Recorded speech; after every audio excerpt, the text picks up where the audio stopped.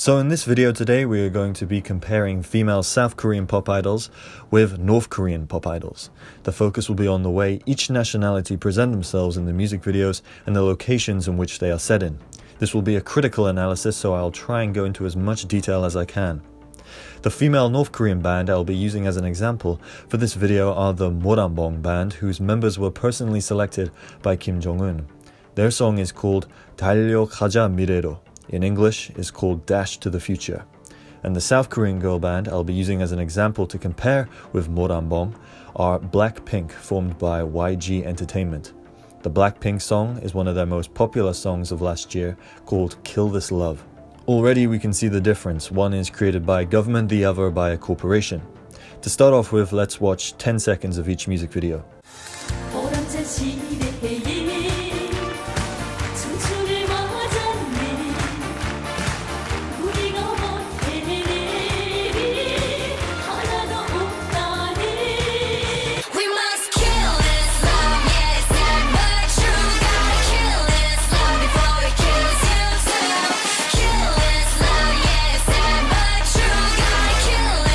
Okay, so straight off the bat, we can clearly see immense difference between the two groups.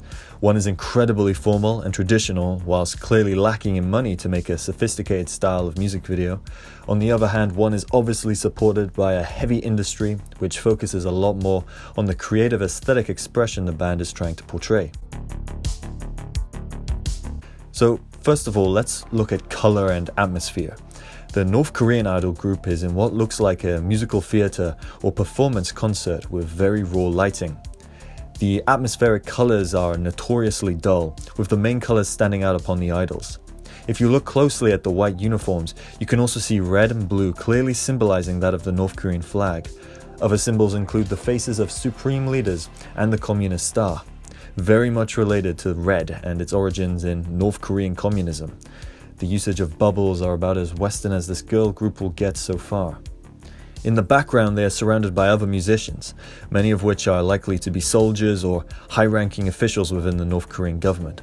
So already we know that this North Korean girl group is very much in association with government and politics.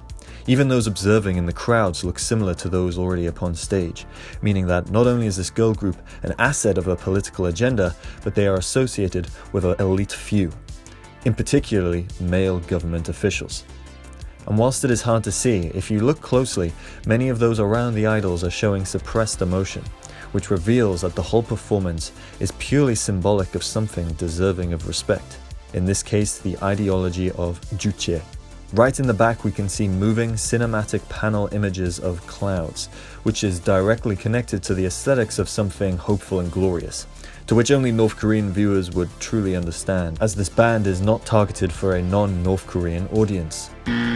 Now on to South Korea's idol group, which is vibrant in all colors, well lit, and so obviously aesthetically creative. Each idol gets individual representation within various studio settings, which rely heavily upon artificial materials and CGI. The random uniqueness of each setting also helps BLACKPINK separate their music video and presentation from every other K-pop music video, which also does the exact same thing. Unlike the North Korean girl group, BLACKPINK do not represent any monolithic idea, especially nothing political.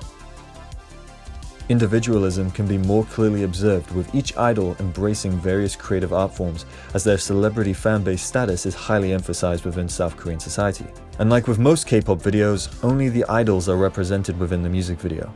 No one else is involved, which plays a role in separating them from the average South Korean, further elevating their idol status. We do, however, see background dancers towards the end of the music video, however their faces are deliberately blocked from clear viewing. Whilst North Korea's girl group is more focused on the inclusion of the people within the political messaging, South Korea's girl group is more focused on the celebrity, making the idols look flawless, eye-catching, and limitless.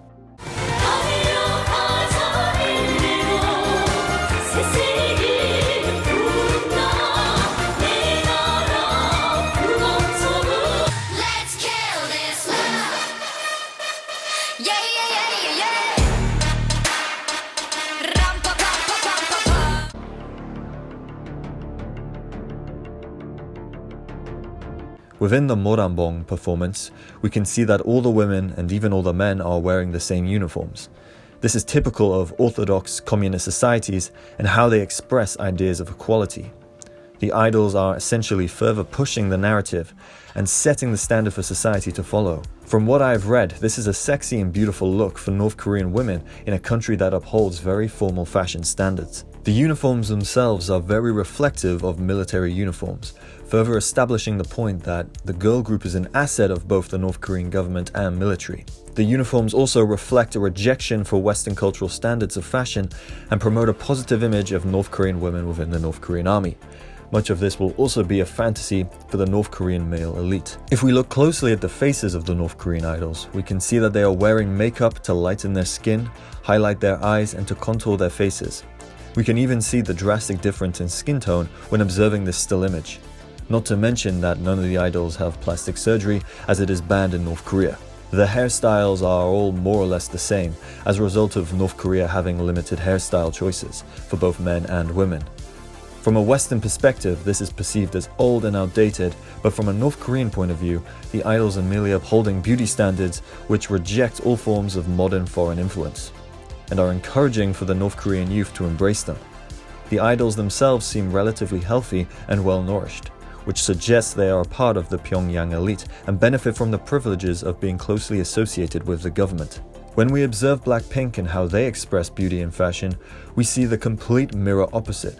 First of all throughout the entire music video, the idols are constantly changing outfits into clothes that reflect nothing of what the average South Korean wears, further solidifying their rich celebrity status and distinguishing them from the general public. The fashion in particular is very sexually provocative, revealing far more skin than anything we saw in Moranbong, given that South Korea is a far more feminist society in comparison to North Korea. The exposure to more of the idol's body also further sets the ideal standard for the South Korean female body type. Ultimately, the portrayal of fashion is clearly an embracive reflection of diverse Western fashion standards. If we look at this idol here, who I believe is known as Lisa, originally from Thailand, is embracing a look that is incredibly racially ambiguous. From her hair colors to her hairstyle, we can see the intercultural foreign influence, which is trying to appeal to new fashion trends and to a multicultural audience. You will notice that within other K-pop music videos, idols will often indirectly or directly take upon Eurasian beauty standards, which makes them stand out amongst a racially homogeneous society. Certain BLACKPINK idols may have also had plastic surgery, however they are not the best K-pop group to use as an example. Whilst the beauty and fashion standards of Moranbong were styled deliberately to be inclusive to the audience, the fashion and beauty standards seen within BLACKPINK are deliberately made to be uninclusive, to make you want what you don't have. Whilst Moranbong perpetuates the standards of so-called communist equality, BLACKPINK and many other K-pop groups perpetuate the standards of capitalism and the retail industry. As South Korean cosmetic, fashion, and plastic surgery industries are upheld largely in South Korean society, K-pop idols in general ultimately become a part of the greater advertising machine that keeps setting the standards and keeps the money flowing, all while supplementing South Korea's media industry, South Korea's global influence, and the overall South Korean economy. Trends catch on quickly within South Korea as it is a collective Confucian-based society. The way K-pop idols present themselves is definitely not overlooked. North Korea, on the other hand, has no capitalism and therefore has no means of promoting beauty and fashion in such a way.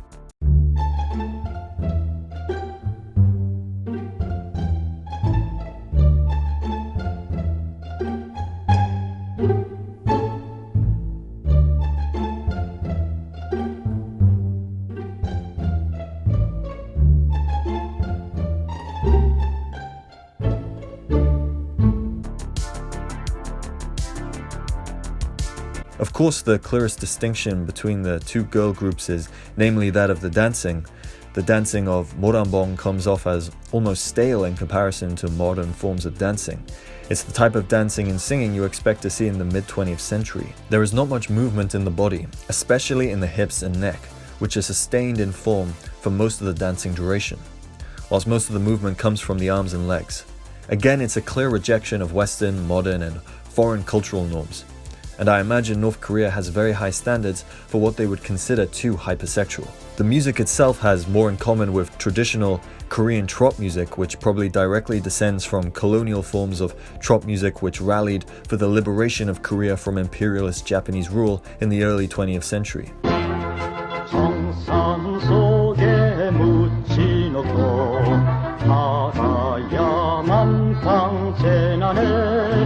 The instruments used are fusion-based, but with a clear emphasis on the classical instruments. This is done to show that North Korean society is well taught and professional in the fields of music.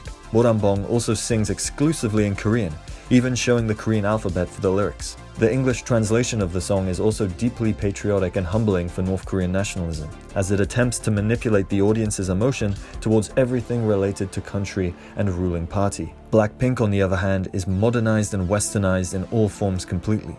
The dancing, first of all, involves a lot more body movement and showing off of flexibility, which from a North Korean perspective would be too sexually corrupting for society to observe. The music has more in common with American pop music, which descends from 90s American pop.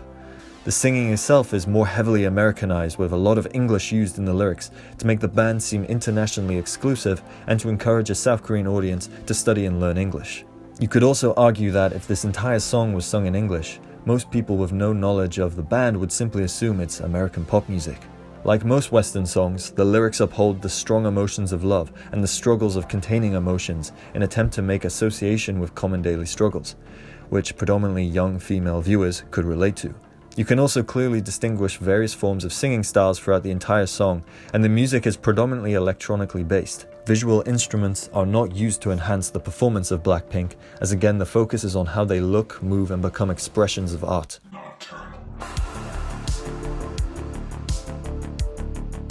In media, the Moranbong band are almost nearly unspoken of. I could find a few articles talking about them from the perception of which they are unknown and mysterious, but not much is greatly known about them as the internet and media are largely suppressed in North Korea. BLACKPINK, however, is everywhere, and not only can I find information about upcoming albums and tours, but I can search into the personal lives of each individual idol member if I desired to become an obsessive fan. Whilst the Moranbong band is clearly upholding the North Korean values of preservation and traditionalism, BLACKPINK is used to express the values of globalization, capitalism, and materialism. The Moranbong band present themselves only truly for a North Korean audience, as the political messaging is empowering of North Korean hegemony and sovereignty.